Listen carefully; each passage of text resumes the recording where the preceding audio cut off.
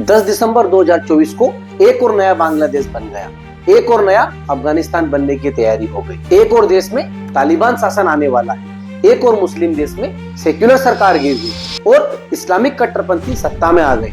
नमस्कार दोस्तों, हम बात कर रहे हैं सीरिया की सरकार 10 दिसंबर को ताश के पत्तों की तरह ढल गई। अभी कुछ ही महीनों पहले बांग्लादेश में भी यही खेल हुआ था। बांग्लादेश की सरकार पलटने के पीछे भी अमेरिका का हाथ था और सीरिया में भी अमेरिका का हाथ है। अमेरिका के साथ साथ इजराइल और तुर्की का भी पूरा हस्तक्षेप है। बांग्लादेश की सरकार अमेरिका की धुन पर नाच नहीं रही थी और सीरिया की सरकार तो खुले रूप से ईरान और रूस की कठपुतली थी। यह तो आप जानते ही होंगे कि सीरिया के बहुत बड़े हिस्से पर कुछ ही सालों पहले ISIS या इस्लामिक स्टेट का कब्जा हो गया था और उन्होंने अपनी खिलाफत की राजधानी भी सीरिया में ही बनाई थी।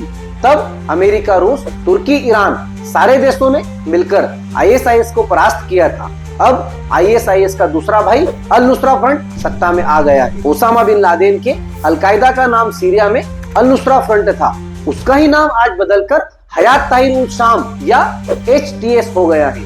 HTS के फॉर्मेशन में ISIS के अबू बकर अल बगदादी ने भी हेल्प की थी।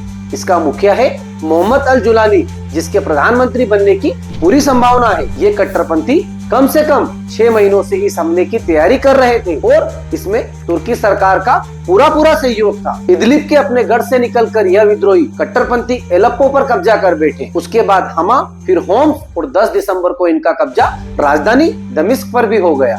15 ही दिनों में 50 सालों से चल रही सीरिया की सरकार बिखर गई। सीरिया के राष्ट्रपति बशर अल असद भागकर रूस पहुंच गए, जैसा कि शेख हसीना बांग्लादेश से भागकर भारत पहुंच गई। बशर अल असद ने 2000 में अपने पिता से सत्ता संभाली थी।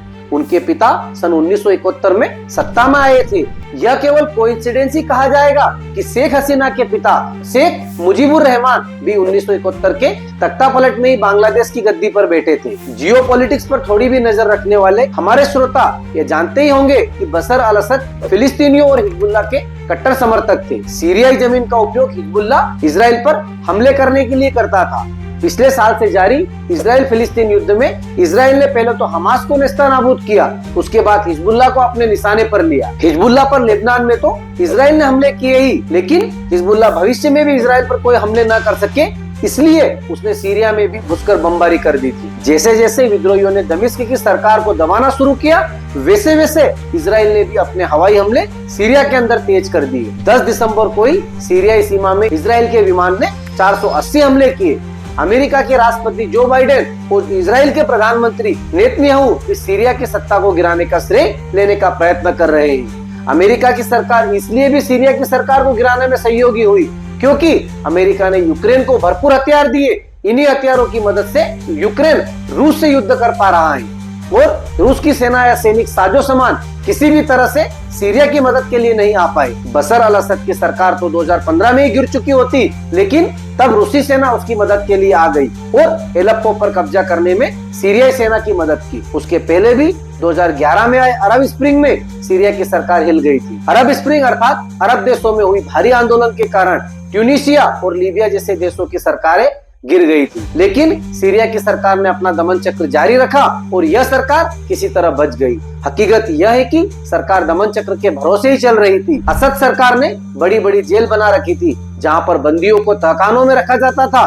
सत्ता का हल्का सा विरोध करने पर किसी भी व्यक्ति को इन जेलों में ठूस दिया जाता था। इन जेलों में बड़ी अमानवीय स्थितियां थी और कुछ ही दिन बिताने के बाद इनमें से कई कैदी मर भी जाते थे। अंदर से पूरी तरह सरकारी सिस्टम सड़ चुका था, खोखला हो चुका था और बड़ा दिखने वाला यह पेड़ किसी न किसी दिन तो गिरना ही था। कोई धक्का नहीं मारता तो हवा के झोंकों से ही गिर जाता। बिल्ली के भागों छीका टूटा, इस तरह HTS या अल नुस्रा के भागों से असद सरकार गिर गई। आज तो सीरिया की जनता विद्रोहियों के आने से खुश है क्योंकि उसने असद के दमनकारी अत्याचारों से उसे मुक्ति दिलाई है, लेकिन यह मुक्ति कुछ ही दिनों की है। अब उससे भी भयंकर अत्याचार और प्रतिबंध सीरिया की जनता पर लगाए जाने वाले हैं क्योंकि अल नुस्रा फ्रंट भी ISIS, अलकायदा और तालिबान के सिद्धांतों पर ही चलने वाला है। कुछ ही दिनों की बात है कि सीरिया में भी शरिया कानून लागू कर दिया जाएगा।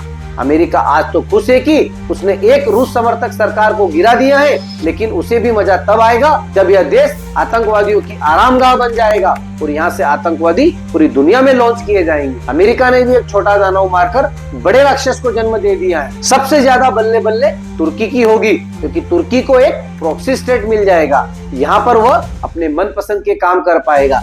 जिस प्रकार से अभी तक ईरान के प्रॉक्सी हिजबुल्लाह और हमास थे जो कि इजराइल को परेशान करते थे, उसी प्रकार से तुर्की का प्रॉक्सी सीरिया की सरकार बन जाएगी और इस तरह से तुर्की अपनी बात मनवाने के लिए, ब्लैकमेलिंग के लिए सीरिया का उपयोग करेगा। लेकिन उसे भी वास्तविकता का मजा तब आएगा जैसा आज पाकिस्तान को आ रहा है। पाकिस्तान ने तालिबान को खड़ा किया और यही तालिबान आज पाकिस्तान को धमकी दे रहा है। पाकिस्तान में आतंकवादी हमले हो रहे हैं और सिया सुन्नी के बीच में लड़ाई की जा रही है। तेरी बिल्ली तेरे से मियाओ जब करेगी तब पता चलेगा कि जैसी करनी वैसी भरनी।